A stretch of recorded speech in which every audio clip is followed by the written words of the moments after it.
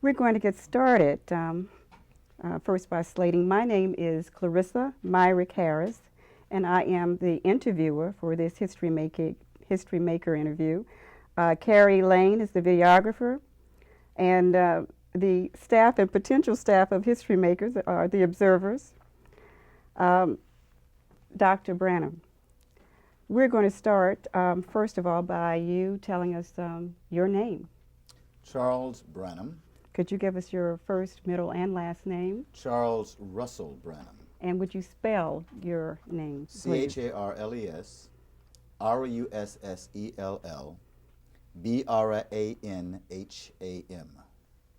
Thank you. Would you please give us your date of birth and location of your birth? May 25th, 1945, Chicago, Illinois.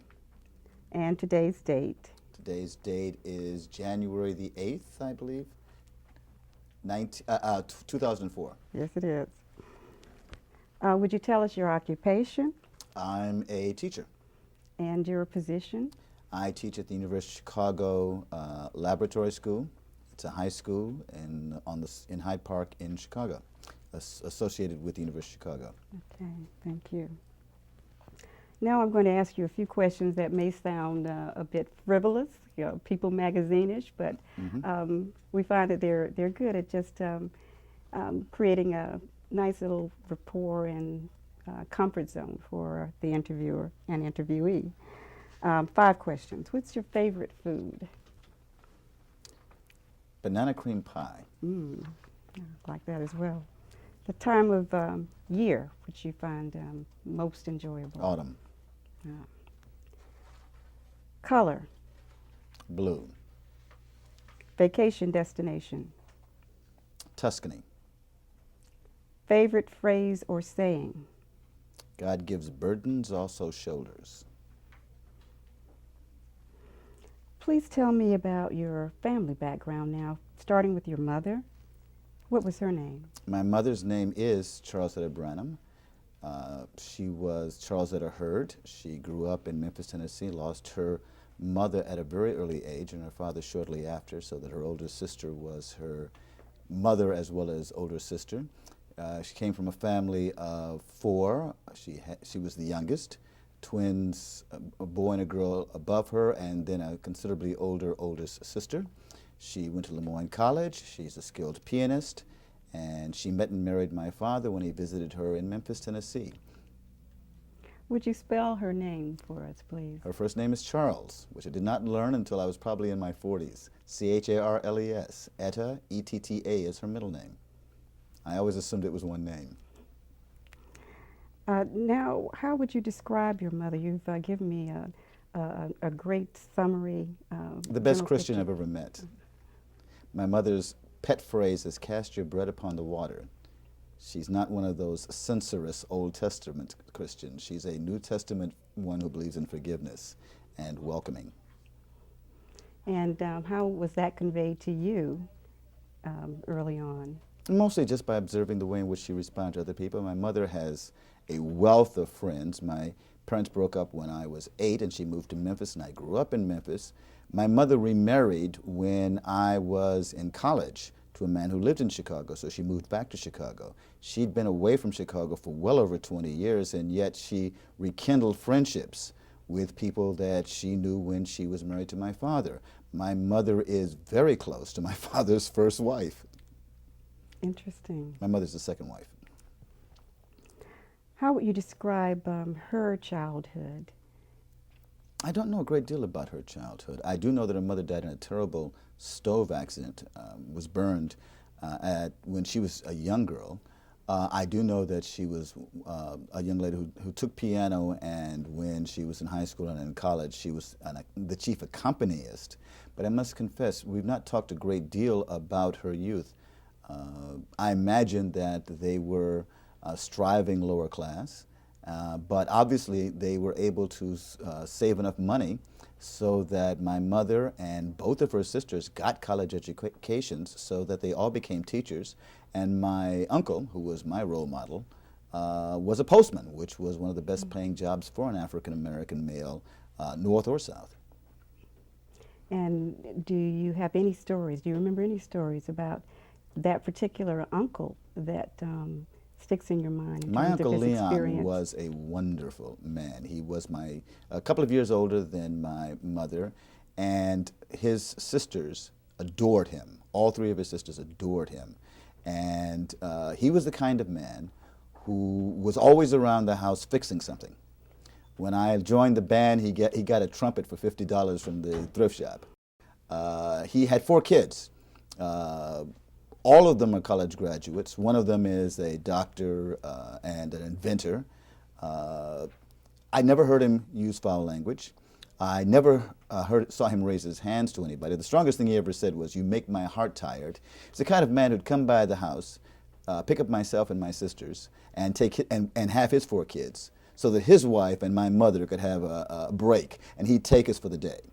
I grew up with my cousins, obviously, as well as with my sisters. And he died at a very young age, at 55. He was a model for what a brother and a father should be, as far as I'm concerned. And so he was a surrogate father for a period of time before your mother remarried? He was an image of what I would like to be on my best days. Yes, he was. I saw him a lot. I spent a lot of time at his house. He lived closer to the school that I went to than we did. We lived all the way across town. Spent a lot of time in the backyard, spent a lot of time jumping over drainage ditches in his backyard. We used to call it the bayou. Spent a lot of time playing basketball because he had a basketball hoop in his backyard. He never made a lot of money, but his kids never wanted for anything, and he was always there. Tell me a little bit now, please, about your father. What was his name? My father's name was Joseph Henry Branham, the second. He was a minister. His father had been the assistant pastor of Olivet Baptist Church under L.K. Williams. He went to Wendell Phillips High School, went to Howard University. I ran across a letter many years ago from Elaine Locke, the first African-American Rhodes Scholar, writing to Arthur W. Mitchell, the second African-American congressman from the North, about this extraordinarily bright young man named Joseph Branham. When I ran into St. Clair Drake, he said that he taught my father. The first year that he taught in Chicago, this would have been 1944 or 45, and that my father was the smartest student he ever had. I learned many years after my father's death that he actually went to law school for 3 years. But instead of pursuing a career in law, he became a minister. And he was a minister with his own church when he met my mother at a church conference. Although she was an AME and he was a Baptist, this interfaith marriage occurred. Now, you said that he was the pastor of Olivet Baptist No, Church. his father was the pastor His of Olivet father. Baptist Church. It was a very large church. My father had several churches, including one called South Shore Baptist Church. But he lost his church sometime while I was living in Memphis. And he was not as successful in the ministry as was his father. But he was very popular and very well known in ministerial circles.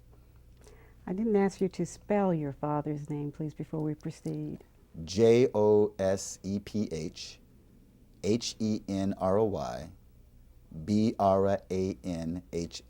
I should add parenthetically that I have an older brother who's 4 years older than me from my father's first marriage, whose name is also Joseph Henry Branham III.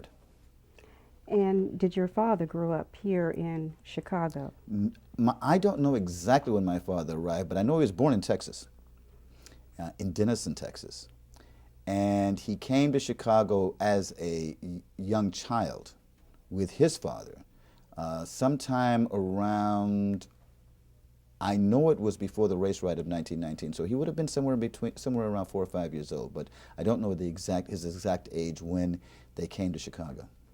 What do you know about his childhood? Were there any stories that he told you about his growing up? No, actually my father's never told me any stories about his childhood. He's told me stories about being a teenager in Chicago and about organizing a newspaper route.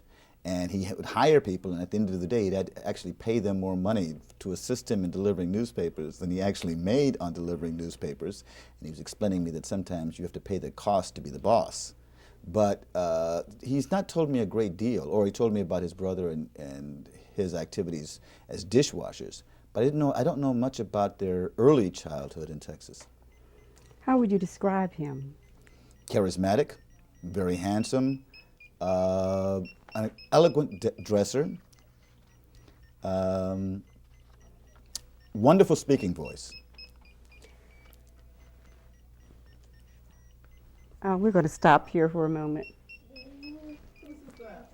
It's not mine. Mine vibrates. Mine vibrates. I've never heard anything like that before. But it is distinctive.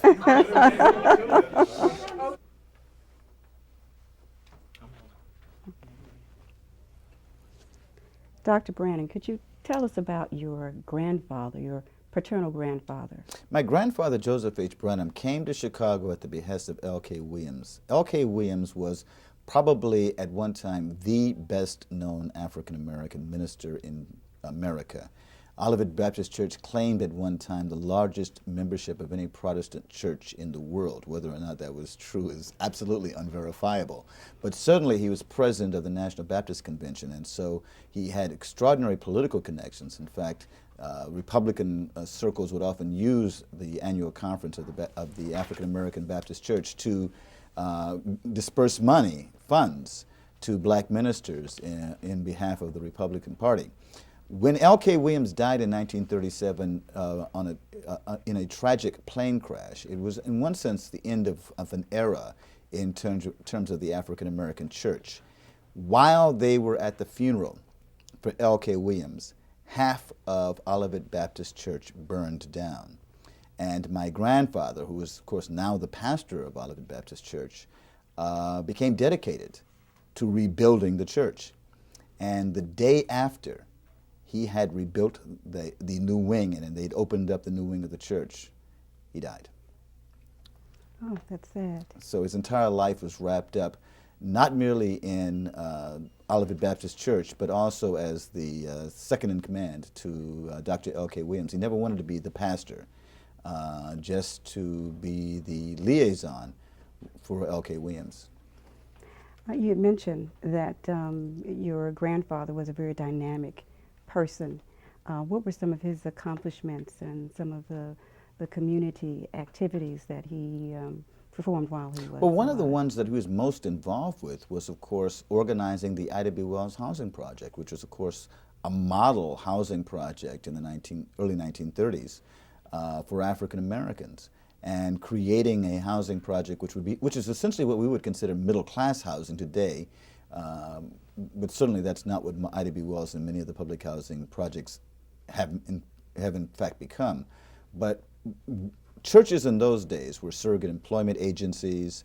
They were nursing schools. When my grandmother died, she left all of her money to Olivet Baptist Church, Sunday school, and to the United Negro College Fund. And so ministers had to have these hats in which they played roles, civic roles, especially where it involved children or it involved providing services to their constituents. You mentioned your grandmother. What can you tell us about her? My grandmother was my grandfather's second wife. My grandmother, I did not learn until she actually was near death, was not my father's natural mother. So there are a lot of things that I learned late in life about my own family. She was from Texas. She was about 6 feet, 6'1". When I knew her, most of her front teeth were missing. She had the biggest smile in the world. She babysat children for a 4 or 5 block radius from her home. She never learned to drive a car. She was a school teacher most of her life. She never missed Sunday school where she taught. She never missed church. Even as a graduate student making $2,000 a year on stipend, she made me contribute to the United Negro College Fund, which is something I've never stopped doing. She believed in education and she believed in young people, and she was a woman of the most generous heart. What was her name, please? Irma Hines Branham. She had, I think, about 11 brothers and sisters, most of whom were in Chicago. One of her sisters lived with her all of her life, and she took care of her when she developed Alzheimer's. And several of her brothers went to Tuskegee and developed manual skills, and then would develop professions in real estate because they couldn't become carpenters or bricklayers. They couldn't join unions, but they could buy real estate and take care of it themselves.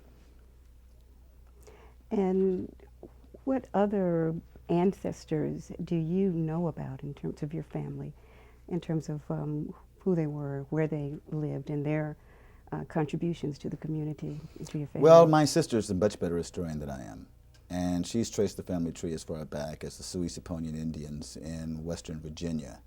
To the best of my knowledge, the only ancestor I know is a William Branham, who's 5 generations back, who was a Baptist minister in western Georgia, and when he died, he left money for the first public school for African Americans, or the first school for African Americans in that county in Georgia.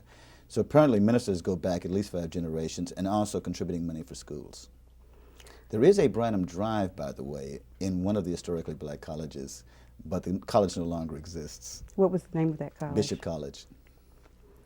And would you please spell your grandmother's name for us? ERMAHINES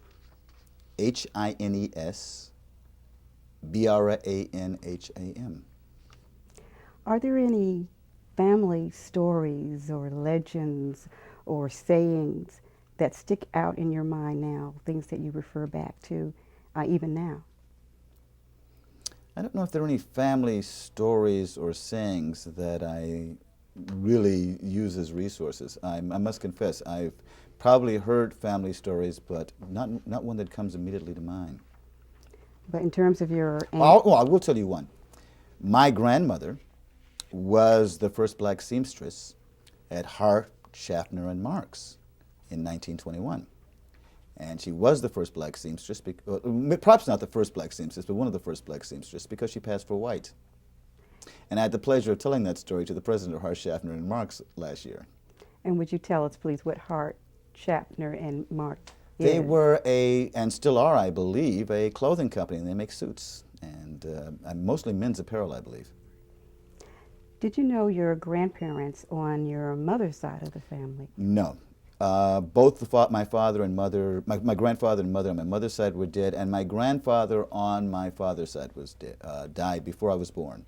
The only grandparent that I knew was my grandmother, whom I called Granny, Irma Branham, who promised me, actually, at the age of 5, a pony. I had convinced her that I needed a pony to go to Douglas Elementary School, which was 2 blocks away. And my grandmother told me that she was going to persuade my father to buy a pony, and we talked about where we would house it and how I could feed it oats and how it would provide transportation for my sisters and myself. And I am convinced my grandmother kept her word, tried to persuade my father, but my father, for some reason, wouldn't support the idea. Now, that is a memory I do cherish. So you didn't get the pony? I didn't get the pony. I don't know why. Just because we lived on 31st and what was then Grand Boulevard, now King Drive. We're going to pause now because we have to change the tape. Okay. Okay. I have speed. Okay. Can you please go back and tell me the names of siblings that you had growing up? I have one half-brother, Joseph Branham, who's 4 years older than I am, my product of my father's first wife. And I did not grow up with him, but I saw him some when I was growing up because we both lived in the same city. And I grew up with 2 twin sisters who were 2 years younger than me, Catherine, who is 8 minutes older than Carol Branham. And they both live in Brea, California now. Okay. What are some of your earliest memories, or your earliest memory growing up? Probably spankings. I remember several spankings, once for playing hooky around I was told that as a child, as early as 3 years old, I was preaching and standing on radiators and probably using nonsense words, aping my father or aping ministers that I heard, because I grew up in first the Baptist and then the AME Church. And I do remember as a young child being very much involved in putting a stick and a rope between my legs and using the cobblestones to make noise and playing cowboy in the alley back behind my house. And I remember that when my parents broke up, I didn't want not only didn't want them to break up, but I didn't want to go to Memphis because I said, if we go to Memphis, they'll make us slaves. Now, how an 8-year-old kid knew about slavery and knew about the South, I don't know. But that was my argument, and I remember trying very persuasively, we don't want to go to the South because we don't want to become slaves. I remember in the 2nd grade, I believe, being taken out of my class. My 2nd grade teacher was white, and she played the flute, and I remember her being a very warm person. And one day somebody came into the room, I don't know who, spoke to her. She came over to me. They took me out of the classroom, upstairs, I don't know whether it was the 7th or 8th grade or whatever, and they brought me in front of the class, and they said, would you please spell such and such and such and such? And of course I spelled it. And all these much bigger kids were looking at me, either because I was very, very smart, or they were just trying to humiliate some 7th or 8th grader. But in any event, I'll never forget that. I also remember being taken downstairs to see the whipping machine. I was told at Stephen Douglas School, which I understand still exists in Bronzeville, that they had a whipping machine. And they used to take the class down to show them what would happen to bad little boys and girls. I later found out that they were simply showing us the boiler. How would you in general describe yourself as a student? I was a pretty good student. I was very, very talkative and mischievous, but I was not bad. When my parents broke up and my mother moved to Memphis, she moved in with her sisters. The oldest sister, who was like her mother, was married and had already brought in one of her sisters. Now another sister arrives with 3 kids. So initially I went to school right across the street where the oldest sister taught until my mother got a job. When my mother got a job, it was way across town. So I'm moving to a new school, and this just happens to be the school where all of my cousins go. So I'm making friends. I'm a very friendly guy. The teacher, who was an absolutely gorgeous woman, I had a crush on her, and was also one of my mother's best friends, was very patient with me. But after a while, I guess me talking to everybody, trying to say, oh, hi, I'm Charles, nice to see you, got a little bit too much. So she moved me and my desk right next to her desk, facing all the other students. I was getting A's in all the quizzes, and I got kind of bored. So I read the Iliad and the Odyssey in the 5th grade. Well, I'm sure it was the children's version. Okay. How would you describe holidays in your family? They changed. And initially, holidays were something that both families, my Uncle Leon and his wife and their 4 kids, and my mother and my aunt had together. As I got into high school, they were kind of separate. And I remember one time a crisis occurring because we were coming home from church, and my aunt decided that we probably should have some wine. Now, we didn't have any liquor in our house growing up. And the problem was not that somebody might overindulge, but we were coming from church and my aunt was paranoid that somebody might see her going into a liquor store. So they sat there and argued with each other as who would go into the liquor store to get some Mogan David wine. I like Mogan David wine because I would sneak into the box late at night and I'd put water and sugar in the Mogan David wine and turn it into grape juice. By the way, I also used to eat dog biscuits. They're great for the teeth. Can you give me some stories about your daily life other than eating dog biscuits? Yes. Well, shall I tell you about the time I ran away from home? Well, actually, there are two kind of embarrassing moments. When I was in Chicago, and this is actually something that I've told on other interviews. When I was in Chicago, I played hooky from school for an entire week. I don't know why, but every day, instead of going to school, I would go to the 31st Street beach. I'd take off all of my clothes except for my underwear, and I'd go wading in the water all day. Then I would lay on a rock and dry, put on my clothes, and somehow magically return home around 3:30. And after a week, I decided to go back to school. And it was several weeks before my mother found out about it, and I got a whipping. One time, I think I was probably 12 or 13. I had a number of jobs. I was the only boy in the house. I was raised in a house with 5 women. which is not a lot of fun sometimes. And I would I'm the guy that went into the attic because it's 130 degrees in Memphis in the summertime to get the summer clothes out. And I fed all the dogs. The dogs were mine. We had a pointer that I named Tony. We had a mixed collie that I named Teddy. And we had a one-eyed cat that I thought was a boy, but we discovered was a girl. And my job was to take care of all the pets because I wanted them. And one time I got mad at my aunt because my aunt, who was a lovely woman, used to pinch me. And guys don't mind being hit, but they can't stand being pinched. So one day I got mad at her and threw the dog food at her. And I decided to run away from home. Now, the only way I knew to run was to take exactly the same car routes that my mother would take to work every day, from the south side to the north side, past my cousin's home. I get around downtown. Now, remember, I've been walking about 2 or 3 hours, and my dog decides, actually, my home, where my food is closer that way than it is that way. My dog abandons me and goes home. And so I walk all the way to school and then realize I don't know where else the heck to go. So I end up going back to my cousin's house, which is a couple of blocks from school. They call my mother. She comes and gets me. And my dog is looking at me like, what took you so long to get here? So that was my one time running away from home. Okay.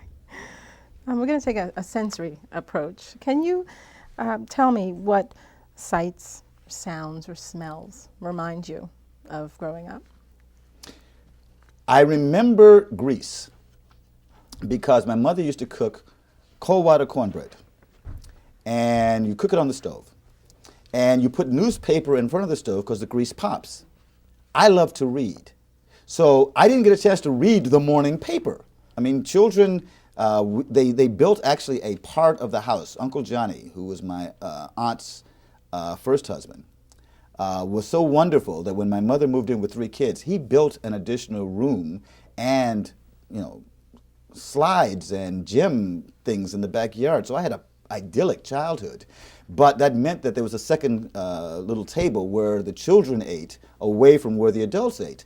So I didn't get a chance to see the newspapers in the morning. So she'd put the newspapers out in front of the stove while she's cooking, and she's trying to cook, and I'm on my knees trying to read the newspapers while the grease is splattering the newspapers. It was very frustrating. And of course, thank God my mother never tripped over me and broke anything. So that's one thing I remember. My mother makes, I remember homemade ice cream. I remember my mother made the most wonderful banana cream pies. I remember the sound of my sisters talking at me at the same time in stereo, because in my house, my sisters basically were in control of everything, and the only rule was I couldn't hit them. So I learned verbal skills actually because I had two twin sisters who were only less than 2 years younger than me, and they talked incessantly, usually about what's wrong with me. Okay. I remember the wind blowing because I lived in an area of town where we didn't have paved streets until I was about 17 or 18, and I remember the wind blowing and and the rainbow right after the raining and being told that the sun is shining because the devil is beating his wife. And I remember the sight of a white couple, their heads filled with blood. I lived at the house was at a point where cars would kind of speed past. And because there were no sidewalks, one car once took a terrible turn, and a baby was thrown out of the car immediately and died immediately. And the couple came out of the car, which had crashed across the street, and asked if they could use our phone. And I remember my parents discussing it because the social custom in Memphis when I was growing up is white people never came into your house. And so there are these people who've just been in this horrendous accident, and my parents let them in to use the phone, but that was a violation of social custom. Oh my goodness. Okay, well, we're going to have to take a moment to change the tape on that note. I'm not pulling a Robert Weaver. No, it's Go looking at the camera. very That's, helpful. At least I'm looking at you. No, it's much more comfortable. Okay. Okay. So what elementary school did you attend? I attended Stephen Douglas Elementary School in Chicago for the first 2 years until I was deported as an undesirable child. I attended Ben Franklin School, which was actually it's 1 block away from my house. I lived in the south side of on the south side of Memphis, right behind the store.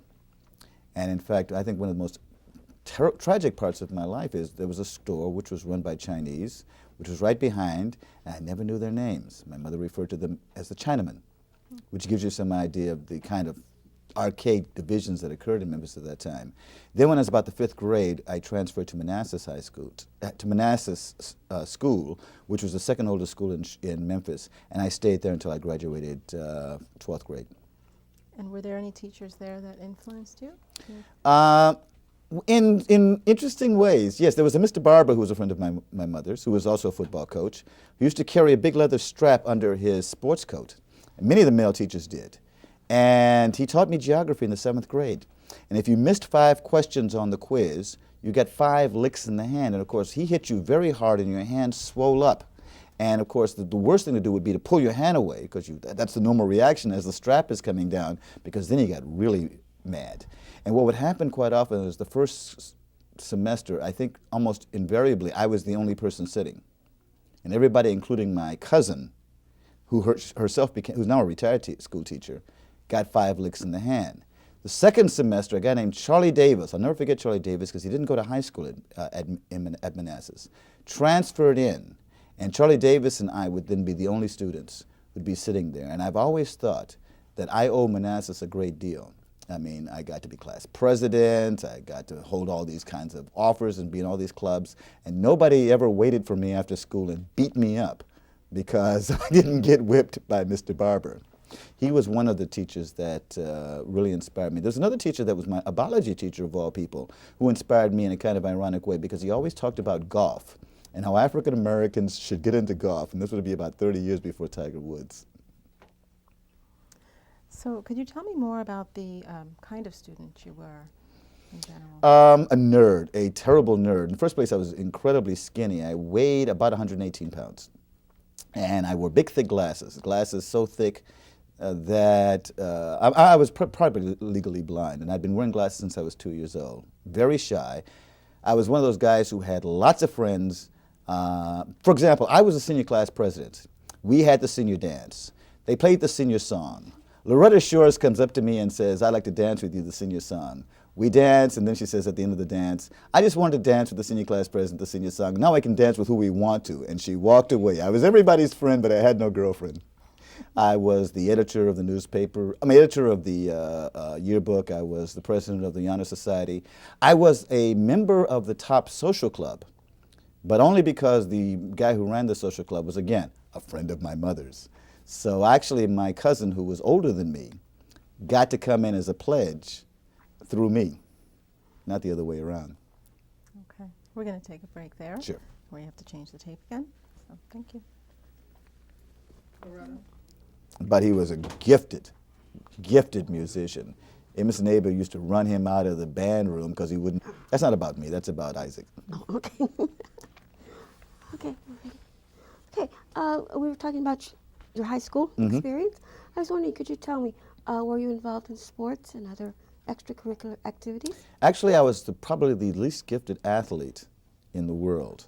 So no, our school had a lot of great athletics, but I didn't get involved in sports until I was in college. I was lieutenant colonel of the ROTC, and ironically, I thought I was going into the Army and become a professional soldier. Of course, this is at the startup of Vietnam. I only applied to one college because I'd actually planned on going into the Army. And fortunately, the college that I applied to accepted me and gave me a full scholarship. But I had intended to go directly from high school into the Army until my mother sat me down and said, "Do you really want to do this?" I was the MC of something called the annual show. And the annual show was an entertainment. And from my sophomore year on, I got to be included in a lot of activities that normally would be given to seniors. So I would MC the annual show in a white tuxedo. And the lead singer for the annual show for 3 years in a row, for 2 years, because he was actually a year ahead of me, was a young man named Isaac Hayes, who sounded like Brooke Benton. Similarly, we had something called College Bowl, Quiz 'em on the Air, which was kind of like a version of College Bowl. And I participated in that as a sophomore when all the rest of the people were seniors. So I got a chance to do a couple of things that one would normally not be able to do as a sophomore. I see. And you said that you...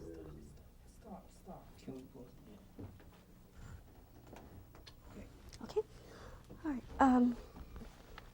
You said you were planning on going to college in the military? Yeah, I was planning on going into the military instead of going to college. Instead of going to college. And your mother spoke to you and told you, asked you what you were thinking. My mother had great instincts about raising me, and she did it in almost a laissez-faire way. I never gamble, any more than the buck. And the reason I never gambled because I remember my mother and my aunt going to the county fair and getting taken. And it was the only time I ever saw my mother cry. Now, this is a woman who was raising 3 kids without child support or alimony. I think my father played for the first year and then just stopped. And so she taught me the lesson not to gamble.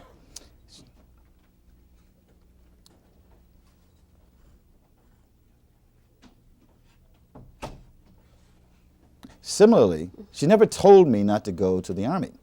My mother would just sit down and say, what are you going to do? I never had a bed of my own growing up. We were living in my uncle's house, and I lived in what was called the study. And so I would come in, and I would go to the closet, and I'd pull out this fold-out bed, and I'd make it down. And I remember one night, I actually had been out with the boys. I was a senior, and I must admit I probably had a couple of adult beverages my senior year on occasion. And I remember coming in one time, I think it was from some dance, and my mother sitting down with me, probably knowing exactly what was going on, but not letting on, and she's helping me make down my bed. So I'm just explaining to you why I would be making down a bed. She's helping me make down my bed, which I would make down and then make up every morning. And we started talking about college. And she just said, you know, what do you want to do? Do you really want to do that? And by her saying, do you really want to do that? Then I had a sense of basically she was thinking, you might want to go in a different direction. And that's why I applied to college. I applied to 2 colleges. One was Lake Forest College. The other was Rockford College. Lake Forest College had a $10 admissions fee.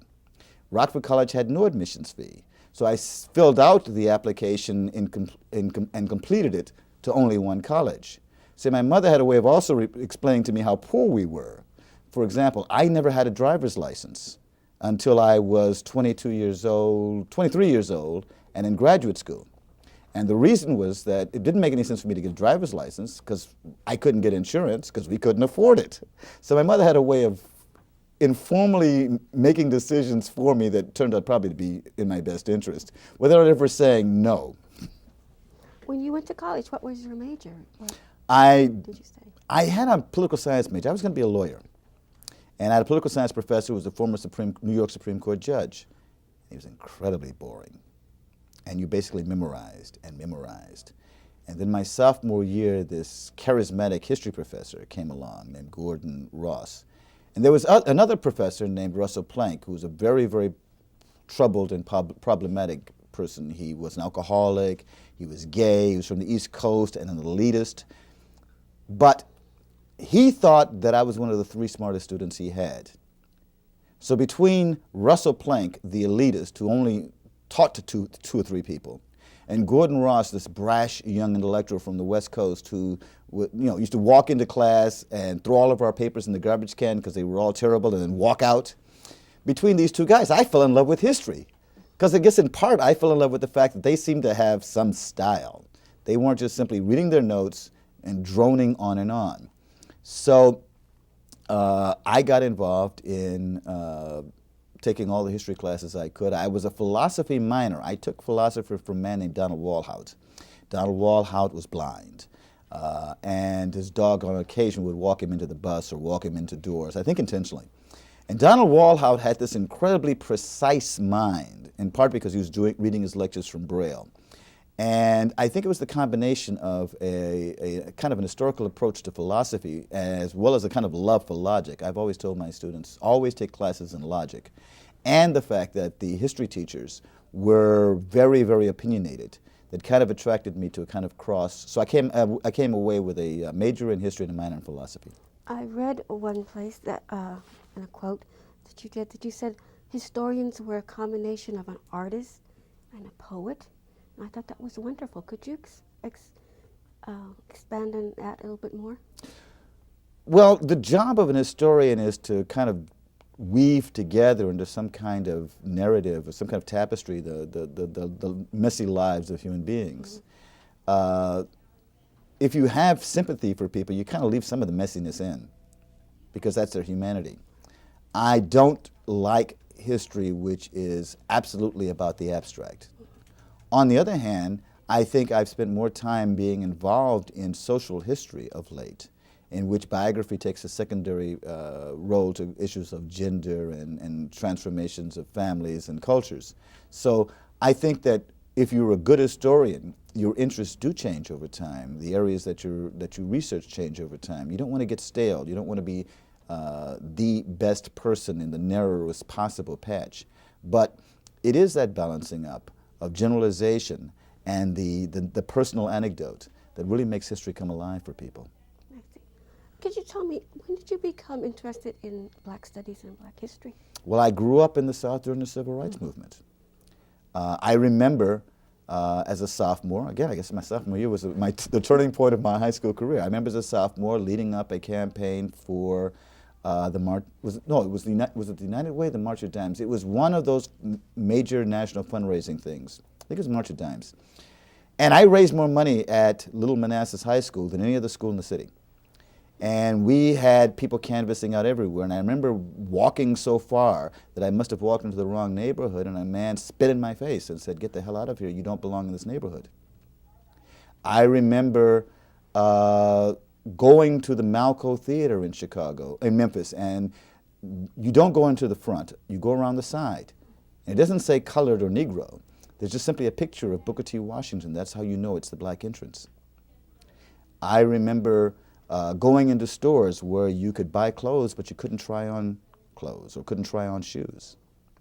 So my interest in African American history followed my interest in history, but it grew directly out of the Civil Rights Movement. I remember being arrested in Memphis as a senior and being afraid to tell my mother, because my mother was a school teacher, and the one thing she told me is never get arrested because I'll lose my job.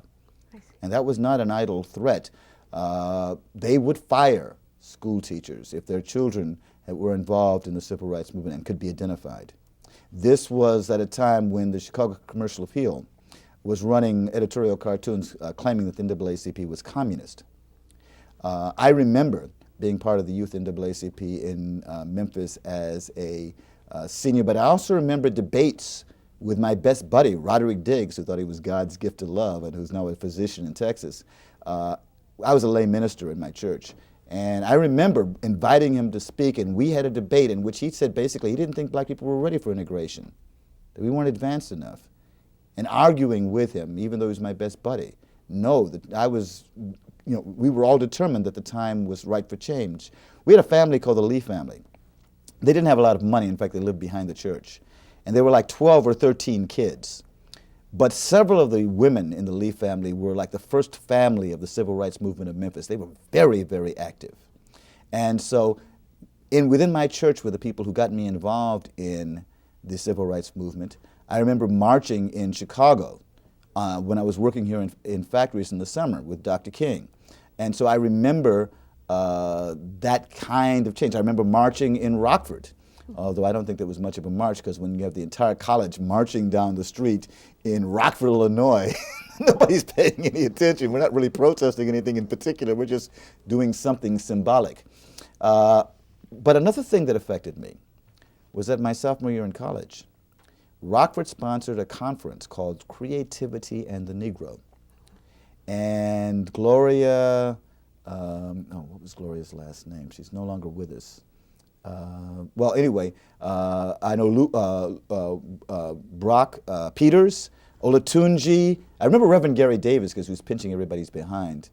We had all these great black artists coming up to Rockford. John O. Franklin lent some Henry Ozawa Tanner paintings. And so we had this entire, I think it ran for 10 days, where we had African Americans from all over the country sitting in Rockford, and we had programs on African Americans, and that also gave me a sense that there was a history out there that I needed to learn a lot more about. When I was a senior, I was one of about 80 applicants for a Ford Foundation Fellow to the University of Chicago. They took me to Chicago with another candidate from my college, and I'm wandering around, and I am right in front of the office of John Hope Franklin. And John Hope Franklin comes out and says, come on in. And I come in, he makes me tea. Doesn't know me from Adam. And he starts talking about history. He says, what are you interested in? And I said, I'm interested in W.B. Du Bois, because it was the only name in African American history I knew. I went to a school where when I arrived, there were only 3 black girls and no black guys on the entire school. So Rockford was a very white school. Even, I was a freshman class president, sophomore class president, student body president, probably because I was an acceptable Negro person and they were being liberal. I mean, we were very rare. So I don't know any African American history. And John Hope Franklin sees right through me. He knows I'm lying through my teeth. But he says, let me write your name down. Let me spell your name. I got one of the 2 scholarships out of 80 people competing for this. And I'm convinced to this day it's because John Hope Franklin said, I met this young man and I want you to give him a shot. It's a wonderful story. Could you tell me a little bit more about your life at the University of Chicago? What kind of things did you study? What did you do? Well, I lived in my grandmother's basement. I had a $2,000 stipend. I took the bus to school until it got too cold, and then I bought a 1961 Mercury Comet for $180, which broke down every 3 weeks. And I had a little radio, $5 radio, which was on the dashboard. I was in history, but I also took sociology. My first year, I wore suits and ties most of the time. Remember, I graduated from college and weighing about 124 pounds. I'm really skinny. And I'm wearing these suits and ties. And then as I got to know more African Americans, all of a sudden, I stopped wearing the suits and ties. And all of a sudden, my hair, which was kind of pressed down and greased, all of a sudden, I developed this huge fro. So my freshman year, John Hope Franklin, who I had never taken a class from him, but I would once in a while run into the hall, he would remark on how I had physically changed within a year. I was now sporting an afro and was now wearing army jackets. I took a course in sociology, and I got an A+. And at the end of the year, John Hope Franklin hugged me and said, "This is wonderful. I've heard wonderful things about you. I hope to see you next year." I only had a 1-year scholarship. And I told him, I said, maybe I'll teach for a year or so. He says, come see me Monday. I went to see him Monday. He opens a drawer and gives me a full ride for the rest of my graduate career. That's wonderful. And that's how I got to finish my PhD. That's a wonderful story. We're going to stop now. It's a wonderful story. Dr. Branham, you were talking about John Hope Franklin. Yes. And his influence on your life. Can you just say more about the field of history in general and how he fits into that larger context of Well, I'll African tell you a American couple of history? things about John Hope Franklin that are absolutely important in my life. The first place, the way he taught. I didn't take his class until second year. I won't say he was the most charismatic or exciting teacher I had. I had a couple of other teachers that I think probably were more influential in terms of the way in which they taught a class. But nobody influenced me more in terms of the way in which they approached the subject of history. There was a certain way in which he emphasized detachment, in which he emphasized providing, even in a lecture, the kind of supporting evidence that convinced you of the correctness of his interpretation. He was a model of the way I teach. I teach much more like him, and maybe I'm a little bit more humorous or move around a bit, but I'd never seen a black man do that. I've had black teachers. I grew up in a segregated society, went to a segregated black school, had black male teachers. I never had in college any African American teachers, but certainly I never had anybody, black or white, speak with the kind of professorial demeanor that I associate with Dr. Franklin. So he certainly has been a model for an attempt not to use history as propaganda or to use it as drama and entertainment, but to actually try to dispassionately analyze what happened and to believe that the truth will be meaningful in terms of African Americans, that the truth is somehow on our side in terms of our genius and our contribution. The second thing is, of course, the way in which he personally secured my career. I mean, not only did he, I think, he's never admitted this, I think he personally was responsible for me getting a 1-year scholarship to University of Chicago. I know he was responsible for providing for the next 2 years of my education at the University of Chicago. But after I'd finished my orals, it's John Hope Franklin who calls me into his office again and says, they've been after me for 8 or 9 years to do a TV series, and I don't want to do it. And I want you to do it. And he sends me to Channel 11, and I spend the next 2.5 years writing, producing, hosting, traveling, doing the first national African American history series in the country. I did it because the chairman of the Board of Trustees at the University of Chicago was willing to finance it, and because John Hope Franklin selected me out of all the people he could have selected because he thought I would do a good job on TV. And I would give him the scripts. I doubt very seriously if he read too many of them. He did volunteer to be interviewed by me for one of the shows. But generally, he never offered a challenge or a criticism or a suggestion or a change. He was just incredibly supportive, even though it took 2 years out of my life, more than 2 years out of my life, and meant that I would start doing my dissertation later than he would have liked. The other thing to keep in mind is he wasn't my original dissertation director. That was a man named Richard Wade who taught urban history. And Richard Wade was a wonderful, charismatic teacher, except for one problem, and that is he spent most of his life more devoted to the Kennedy family than to the teaching of urban history. He was a pioneering intellectual, except that by the time I was a third-year graduate student, he decided to not only leave Chicago, but also leave his wife for his secretary who looked exactly like a younger version of his wife. And he was such a good teacher. And we all enjoyed being part of the Dooley dinners, and we would travel around the city. And we were a cadre of about 20 or 30 graduate students, all devoted to Richard Wade, that we were now left scrambling for somebody to oversee our dissertation because he left us all high and dry. Of course, I think one of the reasons he probably left also was because he was so popular and so many people wanted to work under him that we were becoming kind of a burden. So I'm going hand in hand to John Hope Franklin, who knows he was not my first choice to oversee a dissertation on black politics. And John Hope Franklin, who's a Southern historian, not a expert on African Americans in Chicago. Moreover, John Hope Franklin never taught African American history, and I never had a course in African American history. John Hope Franklin taught Southern history and would have loved to have had me as a student of Southern history or Reconstruction history. But he goes out of his field as a kindness to me, even has to correct some of my bad spelling on occasion, which he didn't like doing. And when I took time off to do the TV show and when I started teaching at the University of Illinois without finishing my dissertation, even after he left University of Chicago for the University of Virginia, I believe. University of North Carolina. He calls me up and says, look, I don't want to leave you behind. Finish your dissertation.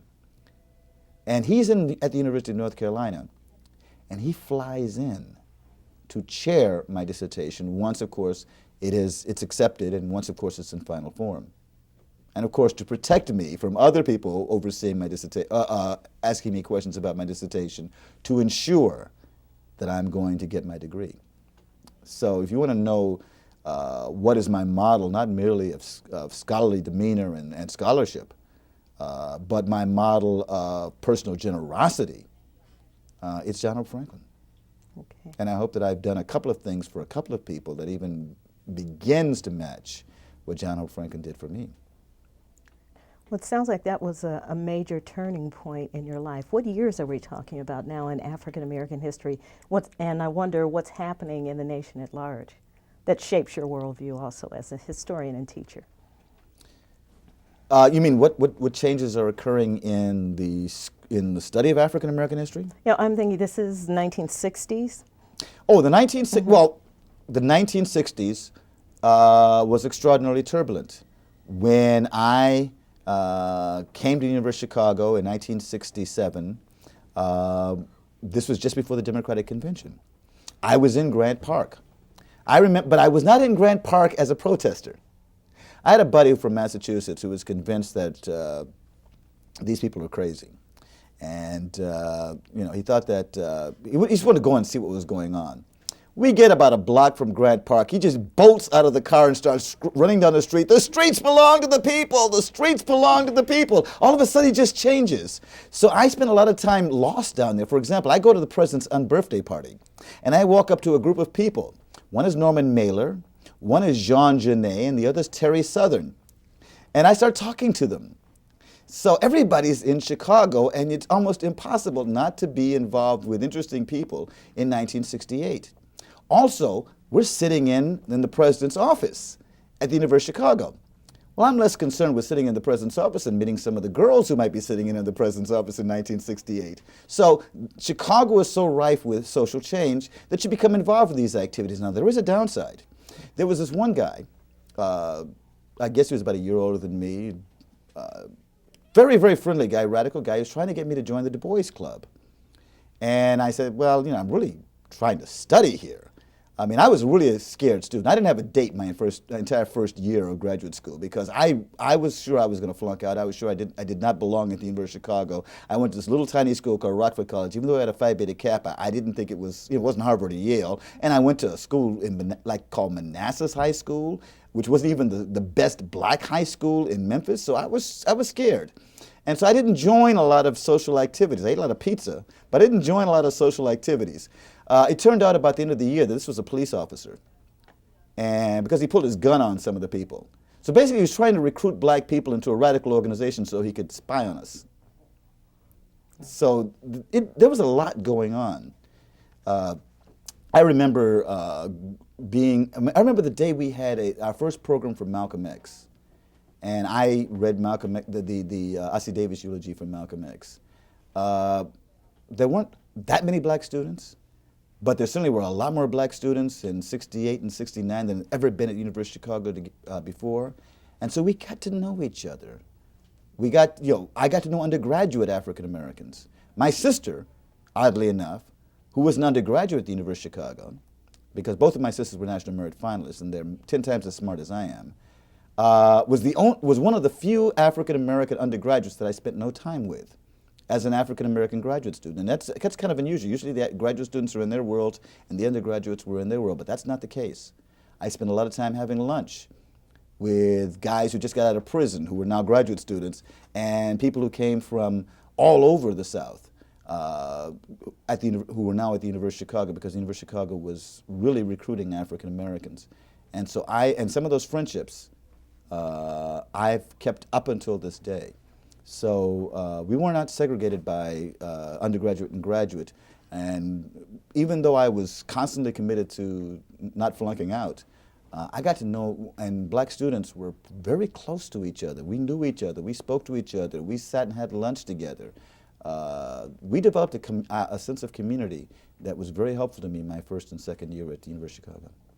Okay. Now, beyond the dissertation, and we're getting close to the end of our taping now, but beyond the dissertation, can you tell me about your early experiences as an educator at the post-secondary level? I taught everywhere. I never had a course in African American history. My second year, I went to Dr. Franklin and I said, I want to learn more about African American history. And you've written the book. You've written From Slavery to Freedom, which was at that time in its 5th or 6th edition, and which was a model. I wrote a paper, one of my first papers, which was like 40 or 50 pages, on Oscar DePriest and his election as alderman. In fact, it was so long that Richard Waite said, I only read the first half of this. I'm going to give it an A, because you've just gone beyond what the requirement of the course was. So I was hungry. And he said, look, the only way to learn African American history is to teach it. So my first job was at Chicago State. I taught a class in African American history simply by getting a whole bunch of books, reading it, cobbling, making notes, and then teaching it to somebody else. And then I went from Chicago State to Roosevelt. Going to Roosevelt was wonderful because I had people who were much older than me, and I had people who loved me and would feed me and never charged me. I would go there at 8 o'clock in the morning, and the women behind the steam table, they'd fill my plates up with all kinds of food for breakfast and charge me $1.50. I later found out when one of them was absent how much that food actually cost. They were supporting the kids. Then I went to University of Illinois, where I taught for 10 years, and then to Northwestern. Yeah, I'm sorry. All right. And we're at the end of that minute. Did we get through Roosevelt? We were interested in your life at the University of Chicago, and you said that you. Okay, I speak. We were talking about Rockford College, and I'd just like for you to tell us where Rockford College is located. Rockford College is a 140-plus-year-old college located in Rockford, Illinois. It used to be a women's seminary, and it had just become coeducational a few years before I attended. Very well. And so from there, you went to the University of Chicago for graduate school. Is that correct? That is correct. And this was in 1967. What That's was the correct. situation and the mood and the tone of civil rights in the city of Chicago, and how did that impact the university? Well, interestingly enough, there was a lot of discussion of civil rights because I used to spend summers working in factories. I worked at Pharmacy Paper Box Company, I worked at H.K. Porter, I loaded trucks, I worked on assembly lines. Instead of being apprenticed or mentored or something, I just took jobs on the West Side. But I stayed with my father and his third wife. And they had family, and they would tell me about things that were going on in Chicago. That's why I became involved with Dr. King's movement and attended his Grant Park assemblies and his Grant Park marches. I wasn't involved in any of the marches that were on the West Side, but the ones that were going on from Grant Park downtown, I did participate in, as did thousands of other people. And I learned a good deal about Chicago, although I didn't live in Chicago really and didn't know a lot about what was going on.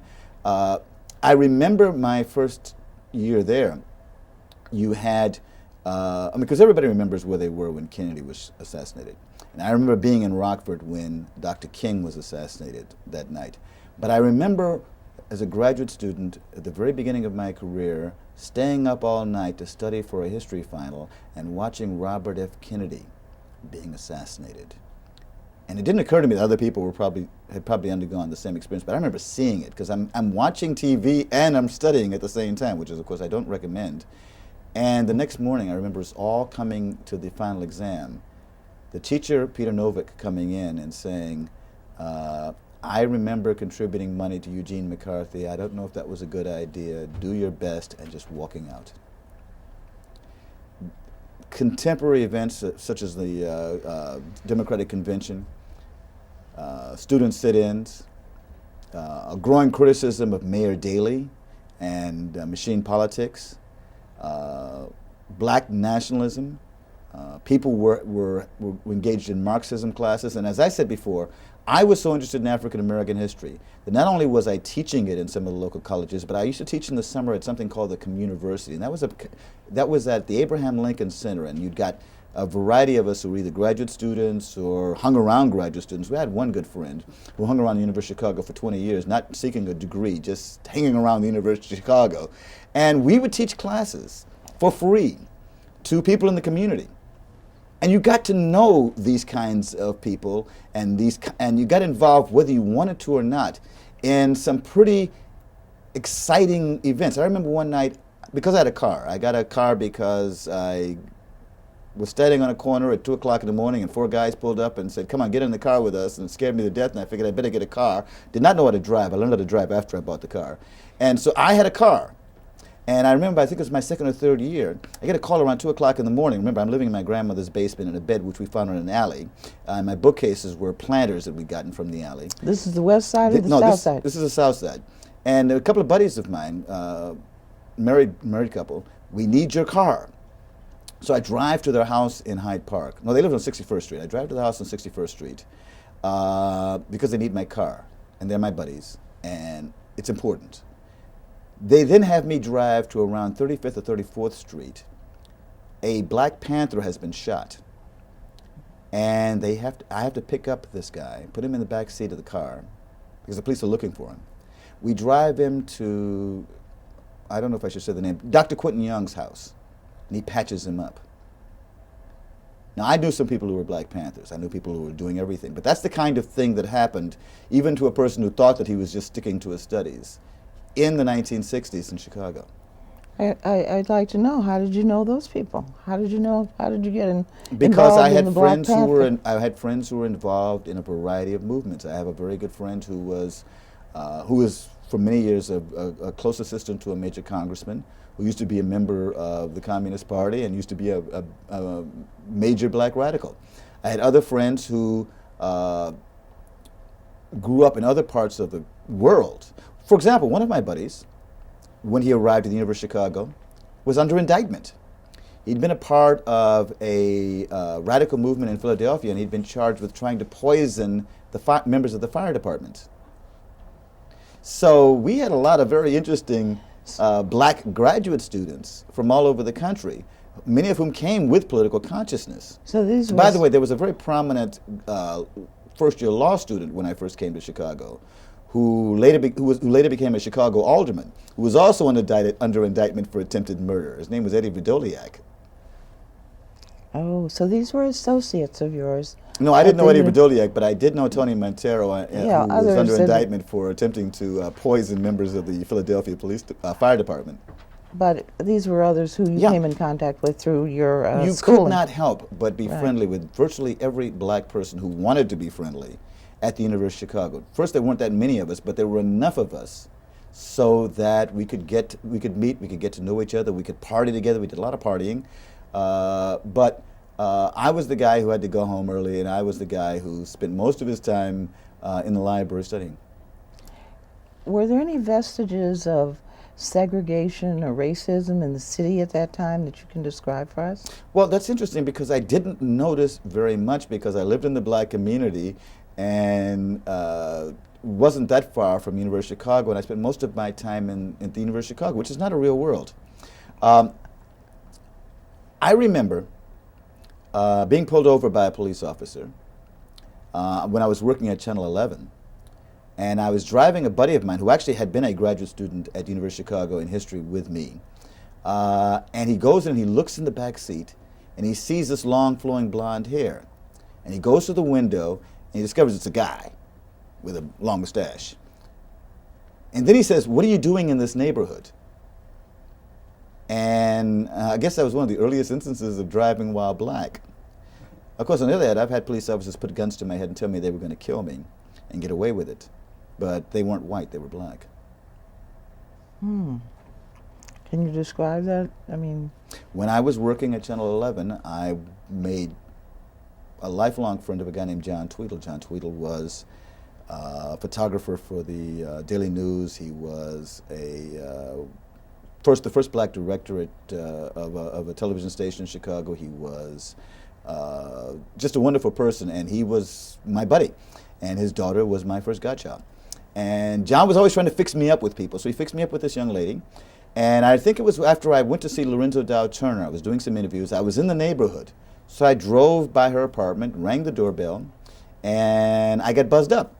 So I get on the elevator and go up to like the 7th or 8th floor. And as I get off the elevator, this guy grabs me, puts me up against the wall in the hall. This is the hallway now. Puts a gun to my head and says he's going to kill me.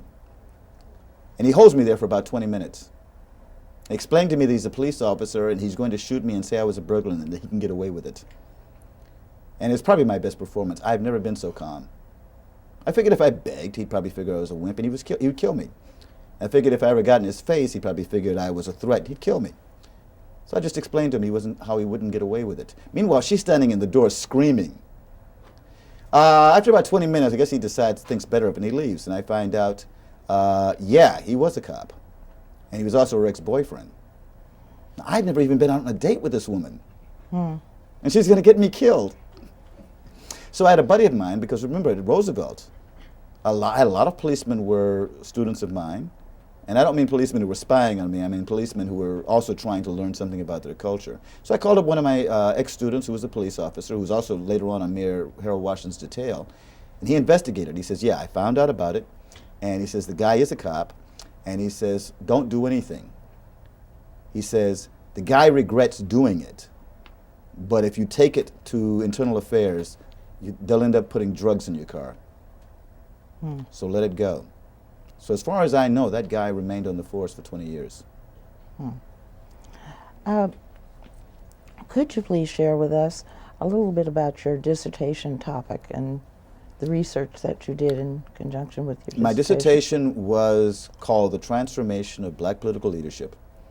And it began as a study of African American history in New York and Chicago, but I discovered that was simply too big a topic. As it turned out, my dissertation is about 500-600 pages anyway. And that's small type. And it turned out that I had to go backwards more and more. So what would normally have been a 20th century dissertation ended up beginning in the 1850s. And that, of course, allowed me then to study the development of African American legislators in the 19th century and begin to understand the 19th century roots, both in terms of the impact of residential segregation, which plays a big role in terms of the development of black politics, but also the development of patron-client politics. Why don't black leaders speak more aggressively and assertively for the black community?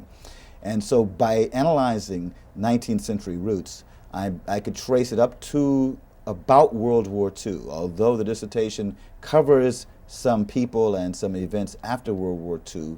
The basic area of my expertise in black politics is roughly around 1945 to 1960, 1850, and stops around 1945, although I've done a lot of research on the 1950s and early 1960s. Was there any relationship between what you've just described for us and your original teaching, learning in religion, in the ministry, and philosophy, and all of that? Well, I think that my teaching style has got to be influenced by the fact that I was a lay minister at 16, although I will say that I only gave 2 sermons, one at my church and the other at my girlfriend's church. And that the fact they paid me $25 for, was really the incentive. Yeah, I like to show off. I like to be dramatic. I like to jump around a lot. And you can't do that when you're doing TV, but you can do that in the classroom. And I suspect there's a lot of ham in that. I like the give and take of one-on-one teaching. And so there's a lot of that involved as well. And again, remember, my passion grew out of the civil rights movement, so there's a kind of a very kind of practical reason I thought that we needed to know about our past. So yeah, I think that early church experience, maybe coming from 5 generations of people who make their living by talking, and having, you know, my mother's a teacher and her sisters were teachers, so it's teachers and preachers, teachers and preachers. I think I was probably doomed. I don't think I had a chance to go straight. Probably. Very good at it. I'd just like to also ask you to connect for us the social life, if you had any such, when you were in graduate school and your studies. Did you have any? Well, you learned a lot from talking with other people. When I was at the University of Illinois, and this was my 4th teaching job, my 3rd teaching job after Roosevelt. I actually broke my career in Roosevelt in half. I started teaching at Roosevelt when I was a graduate student, then I did the TV show, then I came back for a short period of time and kind of abandoned them for U of I. I have always felt that at U of I, not so much Roosevelt, Chicago State, but at U of I was blessed in meeting some people like Sterling Plump and others who also were interested in African American themes, and there was a lot of sharing of information. I've always been kind of social, and so I was active in organizing the black faculty. I was the chairman of the first black faculty organization at U of I, and I had a cousin who kind of taught social work at U of I. So again, I had a relative who kind of could smooth the way. And so I've always felt that your social relations, your volunteer activities enhances your appreciation of African American history. When I worked with the HistoryMakers, I learned an awful lot about African American history I did not know. When I taught African American history, I would learn some things from some students, because I had students at U of I, and I certainly had students at Roosevelt who were older than me. I had one student I remember at U of I who was 80 years old in my classroom. And so I would encourage them to bring in memorability. I remember teaching at Indiana University, which was my last college teaching job. I've taught college for about 25 years before I decided to teach at University of Chicago lab. I remember at Indiana University, a person who brought in scrapbooks where James Brown and Sam Cooke and all these people had performed at her husband's cabaret. So, yeah, I've always learned by developing social relations with people. Just one last question. When you say U of I, you're speaking of University Champaign? of Illinois at Chicago. At Chicago. I actually don't think I've ever gone very far from Chicago. I remember my first teaching job, and Arthur Strickland, who wrote the definitive history of the NAACP, the early NAACP, asking me what I wanted to do, and I said I wanted to teach history in the South and go back south. And he was saying, no, we need people here in Chicago, and I was saying, no, I want to go back south. And I just never did. Next week. Okay. Oh, you might want to ask me about some of the people I interviewed when I did the TV show. Because some of them are rather strange. Okay. Ask me about George Schuyler. Okay. That's a blast from the past name. Not that many people know who George Schuyler is.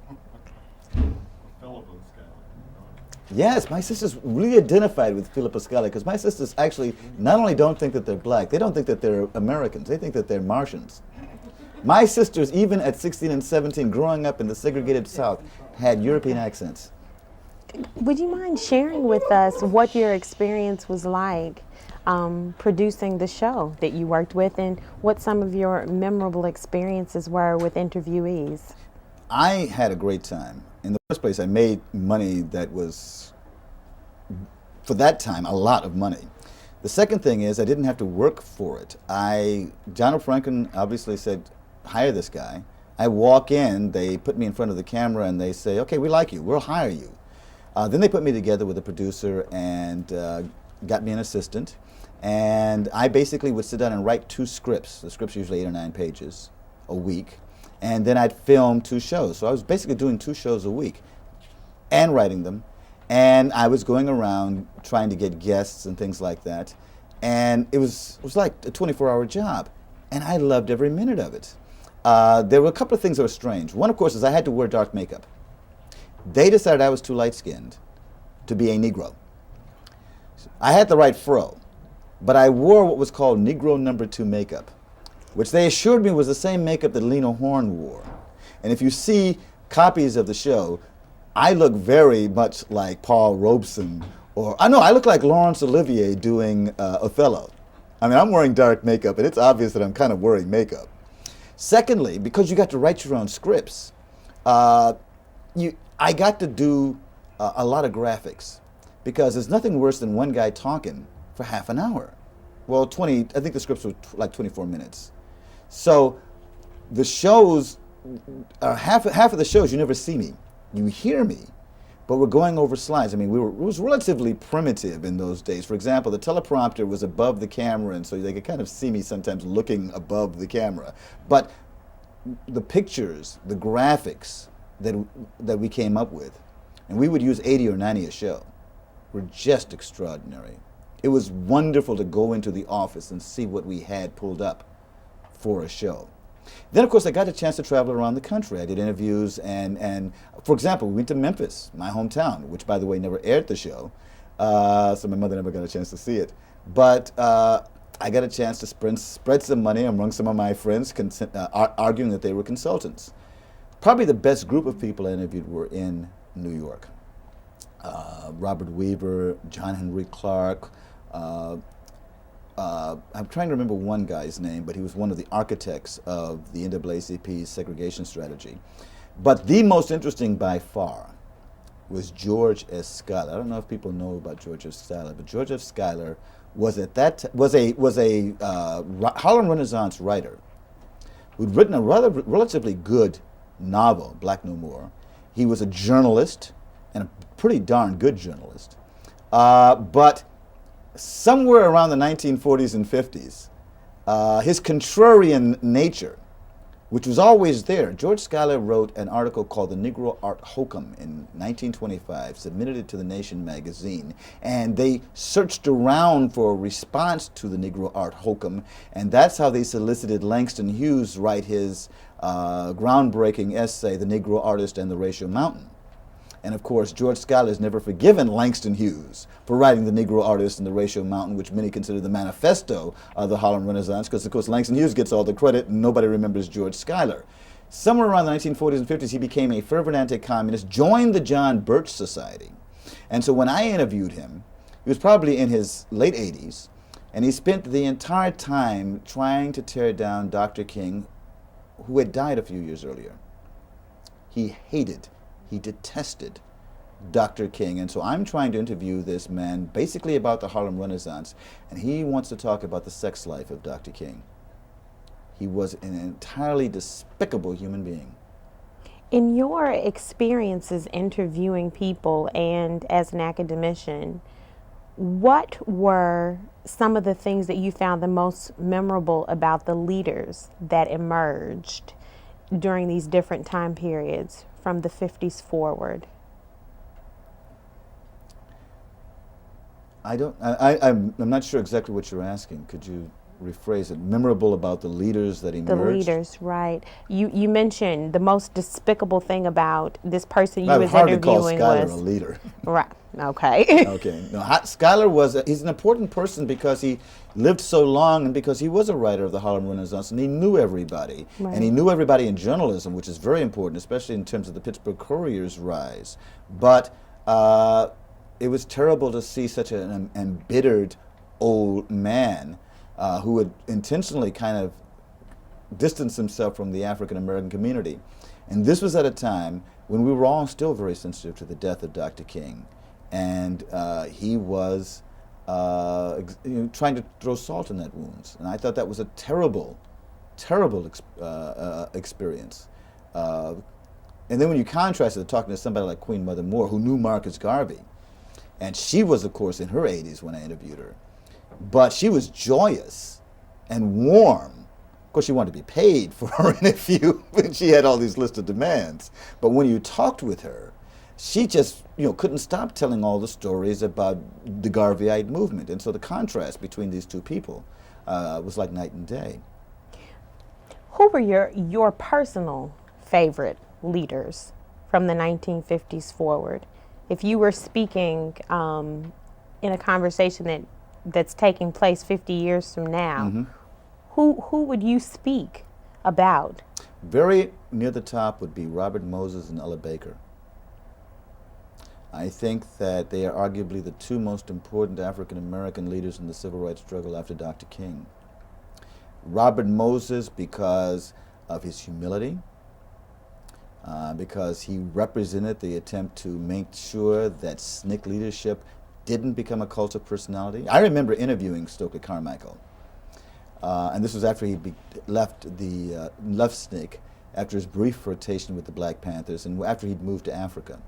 Mm-hmm. And he came back to Chicago, and I remember interviewing him. And I had seen him talk when I was an undergraduate, and we'd made a long trip to, I think, Madison, which is only 90 miles, to hear him give a speech, and I thought he was electric. And there was again this sense that whenever Stokely Carmichael walked into my radio station, because I was a radio interviewer for WLS, he had a coterie around him. Moses was exactly the opposite. Moses went away at the top from the spotlight, even though he was the one who was most responsible for COFO. He was the one that was most responsible for Mississippi Freedom Summer. He was the one that was most responsible for bringing in white youth to Mississippi. And though it was the results were tragic in terms of Goodman, Schwerner, and Cheney, it transformed the civil rights movement on a grassroots level.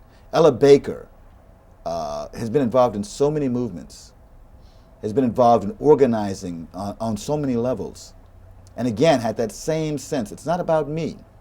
It's not about being the leader.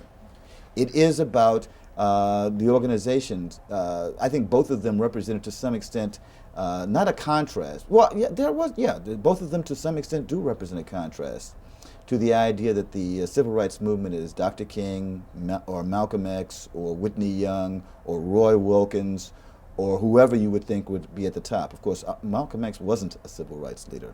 He was a black nationalist leader. Mm. But so much of the civil rights movement revolved around personality.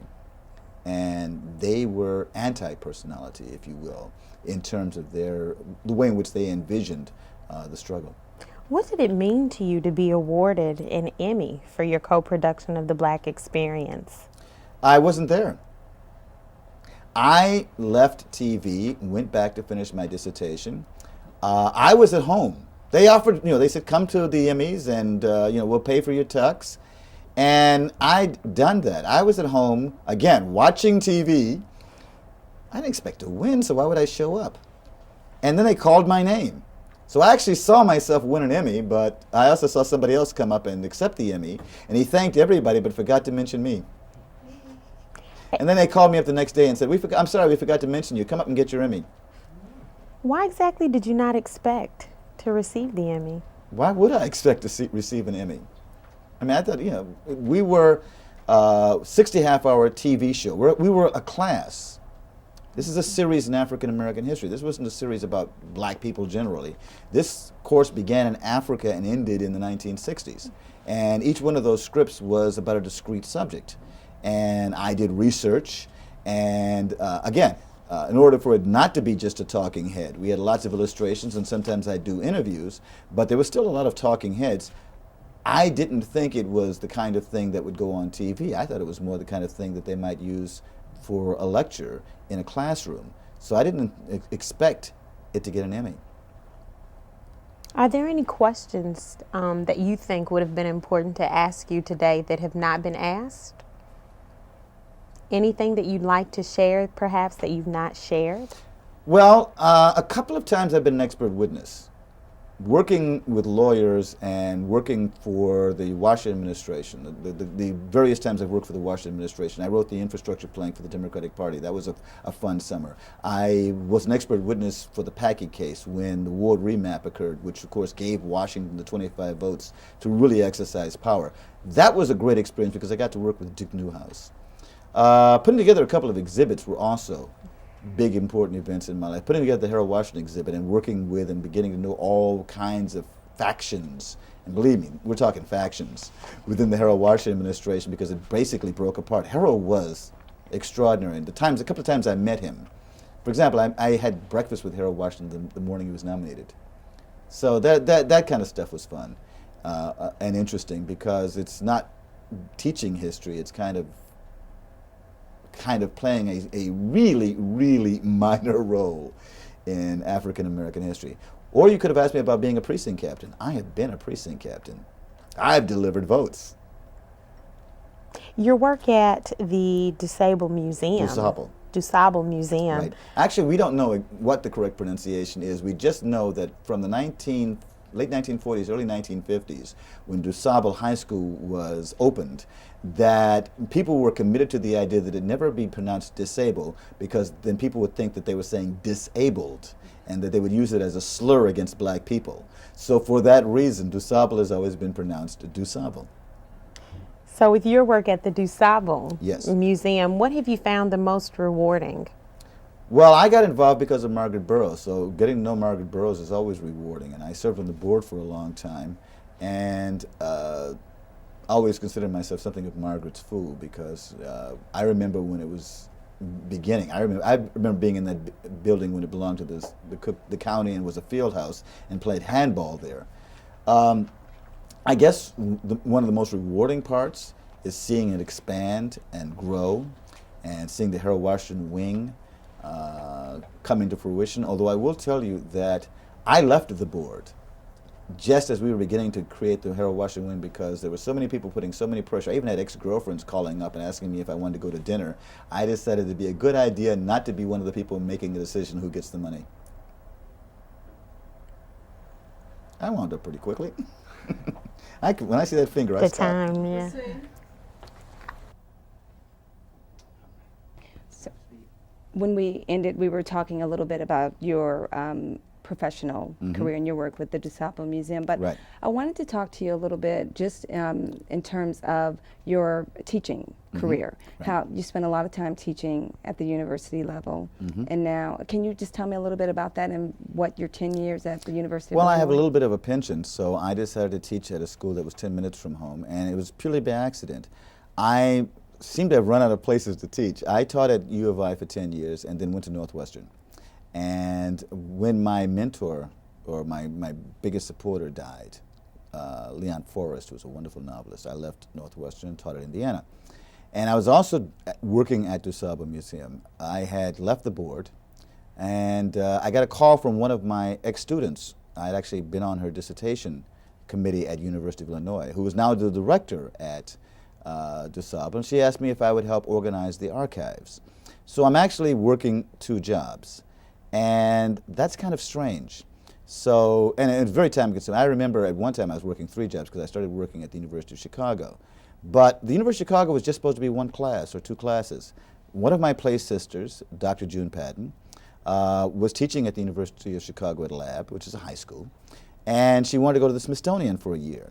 And she wanted somebody to basically keep her seat warm. And I would come in, teach a class, and leave, and go back to the museum. And then in the afternoon I would go to Indiana University. And it didn't become terribly onerous. And I actually liked the students. And what made it worse, there were a couple of guys, a couple of colleagues, because I would get there early in the morning so I could find a parking space, because I didn't have reserved parking. And so I'd have coffee with these people who were really, really fun. I mean, these were very, very interesting people. So what happened is I kept getting more work. I taught another class at the University of Chicago, and then all of a sudden the director, who was an ex-student of mine, gets fired. A new director comes in. They decided to give me more responsibility, and they also offered me more money. And I'm still driving the tollway to Gary, Indiana, to teach at Indiana University from 4 to 7 at night. I can handle that. It's 3 jobs. I'm making good money. I can handle this. Then the transition occurs in the leadership, and they get a professional director, Antoinette Wright. She decides, I really need you to be director of education. And I'm going to pay you about 3 or 4 times what you were making before. So now I'm making more money at DuSable than I'm making at Indiana. And I'm still teaching a class in the morning at University of Chicago. So I'm getting to University of Chicago at 7:30. I teach until maybe 9. I go to DuSable Museum as they open. I work until about 3. I then go to Indiana University. I come back about 7:30 or 8 o'clock, and I'm at the museum till midnight. I mean, there are only like 2 or 3 of us that are really doing the heavy lifting, especially in terms of grant writing. And you got to write for grants, because basically the museum does not have the support, an adequate support base within the black middle class, so that they really can adequately fund the kinds of activities and programs they really want to do. But you've got a professional leader who knows what she's doing, and I've got great opportunities here, but I'm working myself to death, because as the director of education, I'm like 3rd or 4th in line. So I'm working on weekends. I'm working on holidays. There was a period of time where I worked every single day for almost 2 months. That's stupid. I lost a relationship I was in for 4 years. I didn't see friends for years. I was just working and enjoying it a lot less, quite frankly. I love public history. I think that history has a responsibility to be presented attractively. I think history has a responsibility to speak across class lines. I think history should be entertaining, and I like tactile history that you can touch. But I wasn't enjoying the job. It was too much work.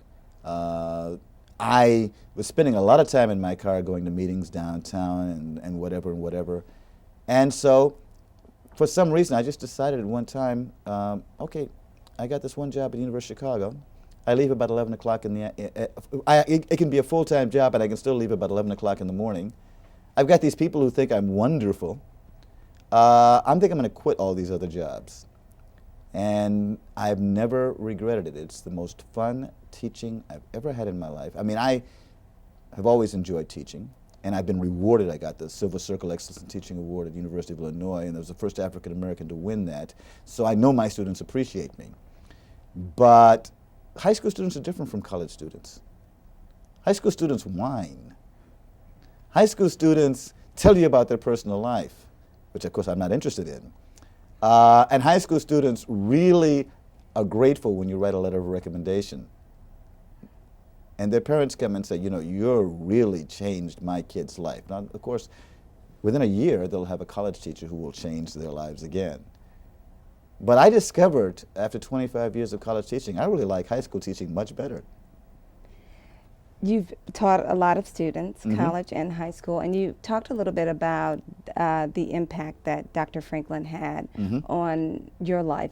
What kind of impact do you think you're having on the lives of your students, and do you have any stories that you can share with us? Oh God, I don't know. I really don't know what impact. I mean, I remember having a student who was an ex-Marine. I was teaching a class in the history of police, of all things, at Indiana because the former teacher of the course left to go to the West Coast, and they had all these people in the class. And so I had to learn the class while I was teaching it. And this guy was ramrod straight. He looked like a small brick, you know, hard and tough. And for some reason, we became friends. He writes one of the most wonderful master's theses on the Ku Klux Klan in one Indiana town I've ever read. Just a wonderful piece. I wanted to become an historian. He wants to go to law school. He's majoring in something, and apparently the teachers let him down. So he comes to me. And we're in my house, we're in my living room, and I'm filling out form after form after form, and he's always been grateful about, he's contacted me periodically. He's never forgotten that. I have colleagues who've been students of mine. I've been pulled over by police officers who've let me go because they were students of mine. I've had a student once at a party introduce me to his wife and said, "This is the best teacher I ever had." And when I was walking away, I remember her saying, "What did he give you?" And he said, he gave me an F. I don't know, but I know that I've met a lot of students over the years who've been very nice to me and very complimentary. Let's leave it at that. Well, what do you hope your legacy will be, and what do you hope your students say about you, and what do you want them to say about you? Well, I kind of enjoy, and this is terrible because I'm on a committee to recruit more minorities, and I'm actually the only African American. I kind of enjoy being the one African American who told them that they're wrong. We got a lot of trust fund kids who've got better cars than I've got. And they may go through the rest of their life only being responsible for obeying a black police officer. But they may never meet another African American or person of color who will tell them what to do. It's an awfully white world out there, especially for the privileged.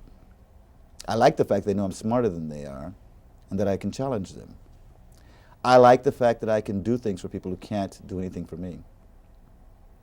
Well, maybe once in a while they'll bring me a chocolate bar or something in gratitude, or maybe they'll give me a book that their parents bought because I filled out 20 letters of recommendation for them. But in general, I like doing stuff for people that there's no end to it, there's no point to it except that it's nice to do. I like to think that over my entire teaching career, I've tried to live up to what Dr. Franklin did for me. I mean, Dr. Franklin and my Uncle Leon were models of giving. My mother, who has a whole bunch of play daughters, is a model of Christian charity and warmth. And my grandmother, when she died, left all of her money to the Niagara College Fund and to her Sunday school. She was a model of the importance of education, and I mean education at every level. And they've influenced me to believe that teaching is giving. Can you tell us a little bit about the University of Chicago Lab School? Can you tell us a little bit about what kind of school it is? And I don't know I know it's been around for well over 100 years. It was founded by William James. It is supposed to be an experimental school, but it's really just a private elite school.